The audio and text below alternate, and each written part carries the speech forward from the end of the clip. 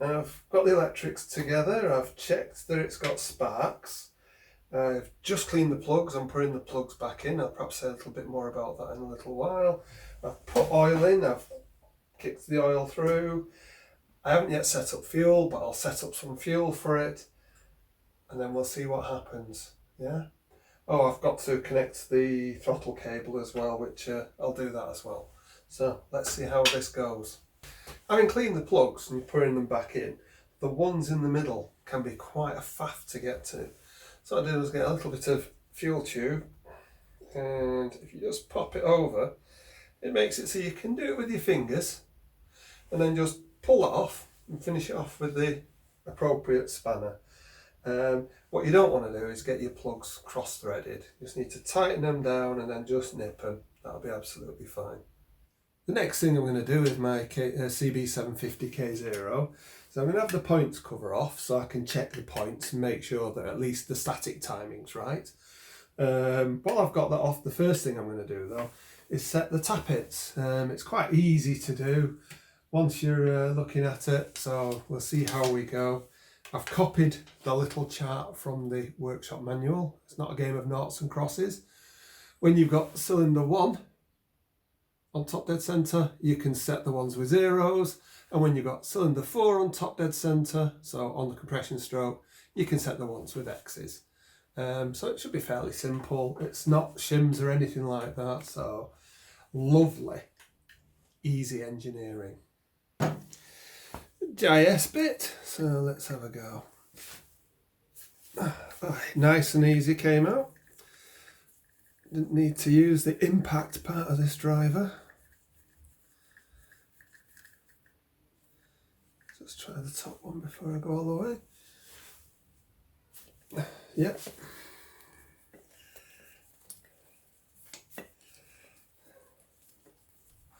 Might even give that a clean while it's off.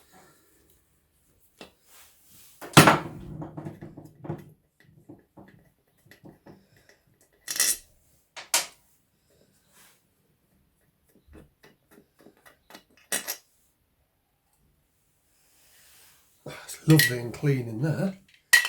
That's looking really nice actually. Notice that it's right over on the adjustments, so might need to have a bit of a fiddle with it, but we'll see. The way that this works for setting the timing is you set the gap, slacken off the plates, you adjust the 1 and the 4 when the timing mark's set correctly by moving the back plate, tighten the back plate up, and you set the 2 and the 3 when the timing mark's set correctly with that little bit of a plate there that moves separately. As you can see, they are over to one side, so we'll see how we go. In setting the tappets though, what I'm going to use is the timing mark in here so that I can actually set it and know that it's at top dead centre for 1 and 4. Once I've got that sorted, I will do it. One of the things worth mentioning is there's a temptation to use this nut to turn the engine over, and it will turn it over, but if you've got the plugs in, you have to put a fair bit of force onto here, and you can bend this middle, the actual the cam that it runs off. If you do, it's not the end of the world, but you do then need to get the right equipment to measure the run out. And what you can apparently do is measure the run out, give it a tap with a hammer, measure the run out, and as long as you get it to within, I think it's 0.02 of an inch in any direction, you've got it right. And apparently that's the recognised way of actually setting it back up. I'm not going to use that to turn it over. I'm going to put it in gear and use the back wheel. If you didn't have it on the bike with a chain and everything, then you might not have any choice. Plugs out and then use it. Right, so what I need to do now is take off the tappet cover caps. What I've done is I've got myself a nice box to put them in. I'll try and keep them in the same order that they are on the bike at the moment. I always feel like a part has a relationship to where it's been for the last 50 years, so we'll leave it at that. Yeah. To start these, I would always advise using a 6-point socket. You don't want to chew the ends up with a 12-sided bloody open-ended spanner or ring spanner or whatever.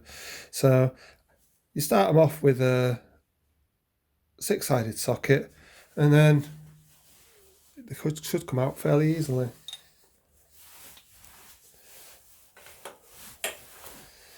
I had already started these just to make sure there was none that was going to cause me an embarrassment.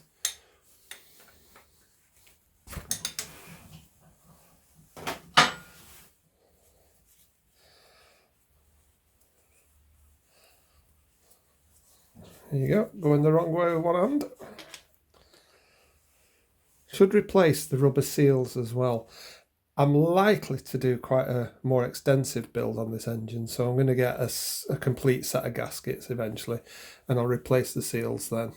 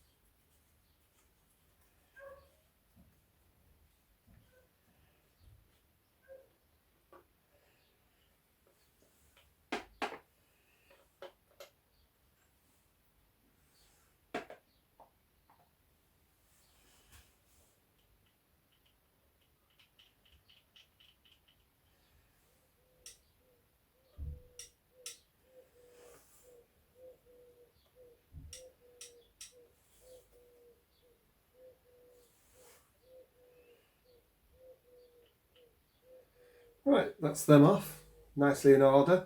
Just touching the tappets themselves, I can feel that these two are on the loose bit, so that does mean that cylinder 1 is on top dead centre, or it does mean that it's on the compression stroke. I will just check with the timing mark to have it exactly spot on. So according to my little diagram, these two should be okay. That one's definitely got a bit of movement, and that one feels quite firm. Now that could be because I haven't got it fully on top dead centre at the moment, so we'll sort that out. Right, I went and just checked because it just didn't seem right to me actually when I was looking before and saying, well, that one's loose and that one isn't. So I got my little diagram out and I've been back and I've checked the actual workshop manual, that this lays out pretty much the way the engine is in the frame. So if these two are loose, because it's at top dead centre on compression stroke, then it should actually be that one that's loose, the inlet, which has got a bit of movement, not the exhaust, which has got a lot of movement. The other one that should be okay should be the exhaust on number 3, which doesn't feel to have any movement at the moment, and the others should all be firm. So that's a bit of a rogue. That would have made the engine very noisy. I'm not going to worry about it at the moment. I'll just set them right. Number 1's on the left of the engine, number 4 on the right, and the diagram works out the right way. Always worth checking the manual if you come across anything you're not certain of. And even if you are certain, it's worth always having just a quick look. You never know. Could just have been led down the wrong way. having got myself ready now, what I decided to do was I would do it rather belt and braces, not just the way the workshop manual said, where you could do it in 2 steps. I decided to do it in 4 steps. Firing order for this bike is 1, 2, 4, 3. So what I decided to do was get number 1 at top dead centre on the compression firing stroke, check that the rockers were ready to go, and set number 1. It's 1, 2, 4, 3. So the next one would be 2. So turn the engine over half a turn, and I did number 2. What I'll do now is I'll just show you how I got it so that I had the next one, which is number 4, ready to go. I've set the clearances for pistons for 1 and 2. I'm now going to turn it another half turn to get it to piston number 4. So what I've done is I've marked just one of the points on here. I literally need to only go half a turn, because at the moment it's set for piston number 2, being at top dead centre. Half a turn, and it will put piston number 4 at top dead centre, and I should be able to adjust the ones here. So watch for 1, 2, 3 of them going past. That's 1. That's 2. And there we are, we're at the 3rd one. Just get the torch and check. Yeah, top dead centre for 1 and 4. These should be loose now. There we go. Yep. So I can adjust them now. Right, how to set one of the tappets. I've got a 0.08mm feeler gauge ready to go. First thing to do is to just undo the lock nut. Now that should be reasonably tight, yeah, because you don't want them coming loose when this is clacking up and down a few thousand times a minute. I'll just undo the lock nut a few turns just so that it gives me a bit of room. Then get the feeler gauge, and I tend to find that it's easier to slide it in from the side. See how that slid in from the side there, so it's now underneath, reasonable distance in. All I need to do is tighten this up till I can feel it's locked. Yeah, and then just slacken it so it'll just drag. So if you see it's locked, it'll just drag. Get the lock nut back down. Get your spanner on it ready for tightening. Now I find when you tighten these, it slackens it off slightly. So let's just make sure. Just on locked, just on unlocked, I can feel that it's just moving. Just tighten that up a bit. Now use the screwdriver to hold it firm. Obviously against the way that you're going to be using the spanner. And just nip it up. Leave that on. Let's just check. Yeah, I can feel a nice drag. So it's got the gap, it's not caught, but it's a drag now. Just give that a bit more. Right, that should be that one set. Ready to go. Setting one of the inlet ones. First things first, undo the lock nut. Just back it off a little.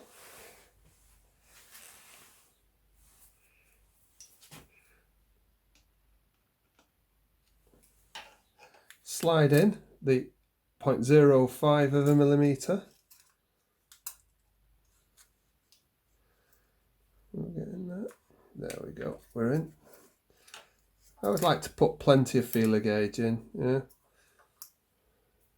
Now what we can do, tighten it till it nips up.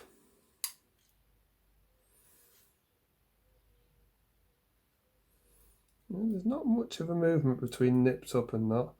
So keep that Steady.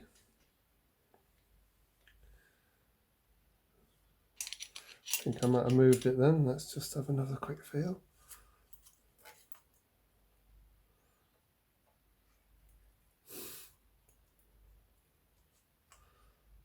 That's it nipped. That's it, Liz.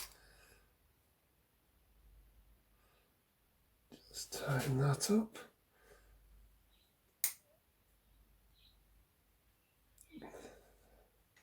Check that my feeler gauge. Just have to move that out of the way. Yeah, I can feel the drag on that. That feels good to me. So that's another one, good to go. Make sure you've done the lock nuts up really well, because you don't want them coming undone. All it'll cause you is a lot of noise, and you'll end up having a breakdown somewhere where you're thinking, oh my god, my engine's falling apart. Unless it's come all the way off, which it won't do. It just means you have to reset them again. Well, that's all the tappets set now. I went through them 2 or 3 times. I always get a little bit paranoid that I won't have them right. I always make sure that the lock nuts are really well done up. I'm going to put the tappet covers back on. Then I'm going to have a look at the ignition timing. So, setting the points timing. What you've got to do is to get the points so that this is sat on one of the bulgy bits on the cam, and it's the maximum width that it can be. If the point faces are damaged, you can actually take them off and oil stone them and perhaps clean them up. Usually you'd buy a new set. They need a little bit of a wipe over. The points faces for these look pretty good. The measurement has got to be between 0.3 and 0.4 of a millimetre. And what that actually does is says how long it is that you get a spark. So that's what that is. You might have heard of the dwell duration. Well, that affects the duration of the spark. So the wider the gap affects it one way, the narrower the gap affects it another way. But the reality is you've just got to get it between those. So I've got a 3 and I've got a 4. So the 0.3 of a mil goes in. Okay. Yeah, no problem. Not really dragging, but not really hard. Then the 0.4, well, I can feel it pushing them open when I put the 0.4 in. So I am pretty happy that they are right. Yeah, so that's okay. So I've checked that one. I'll turn the engine over. I'll check the other one. That's the points gap done. If I needed to adjust it, all I need to do is undo that one, use that little slot there to lever it backwards and forwards, then tighten that one back up. I've had a couple of issues with setting the timing, and obviously somebody in the past has had a similar issue.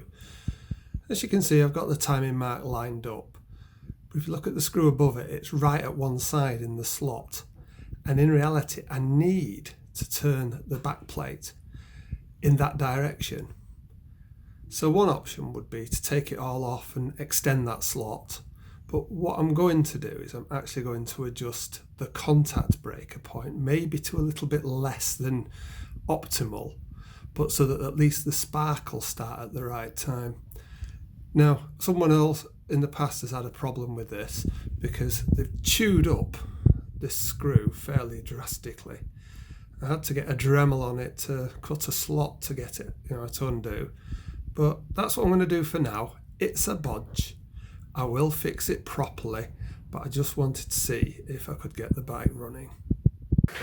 To set the static timing, what I would usually do is I'd connect a light, have the ignition on, to the moving side of the points, and then with the timing marker already set at the point you want it, I would move the back plate slightly till I got to the point where the light here came on and off. Because of the problems that I'm having, what I'm actually going to do is I'm going to adjust the points gap. I've got the timing set at the right place. I'm going to adjust the points gap till the light comes on, tighten it up. Then I'll check the points gap again to see how far it is from standard. If it's within, if it's over 0.2 of a mil, 0.25, I'll probably be okay with that. If it's less than that, it might be an issue. But I want the spark to happen at the right time rather than the dwell. It will cause problems with the sparks, but we'll see how we go. And quite simply, if you watch the light, I'm just literally adjusting the points gap very, very slightly. And I'm only doing this because the slot isn't long enough for me. I suspect that these are aftermarket contact breakers, and that's what's causing the problem. So let's just go till it shuts off.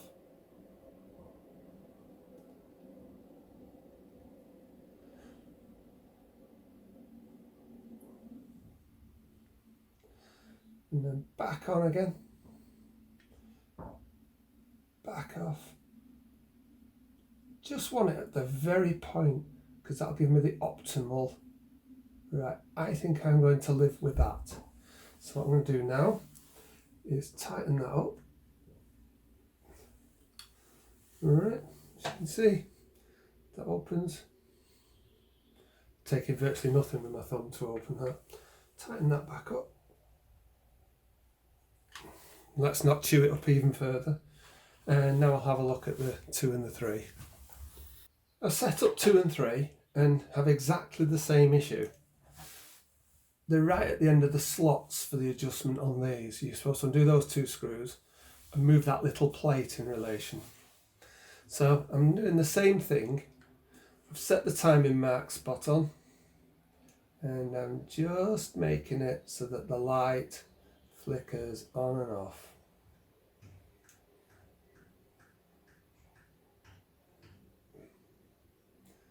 I'll go with that, I think.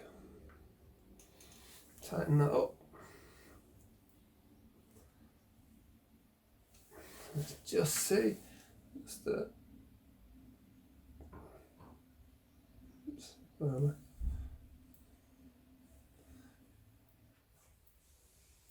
Yeah, that's good enough for me. Tighten that one up. Yeah, I definitely think it's aftermarket points that have been put on. I will get some better points, because what I really want is for that to be in the middle of the adjustment so that I can use a strobe to time it properly. But this will do. I'll check the gaps now and see that they're not too far away from what I want them to be. Well, that was a bit of palaver. I'm not 100% happy with this, but I know it'll work. I know the spark's going to happen at the right time, which is the most important bit. I didn't want it too far advanced, which is where it would have ended up. I've checked the points gaps. I'm down to 3, which is about right. 0.03 of a 0.3 of a millimetre, and I'm down to just under 0.25 on this one. So this one is a little bit on the shallow side. It should still run. It should still spark. I'll check for sparks first. So that's that bit done for now, but to be revisited.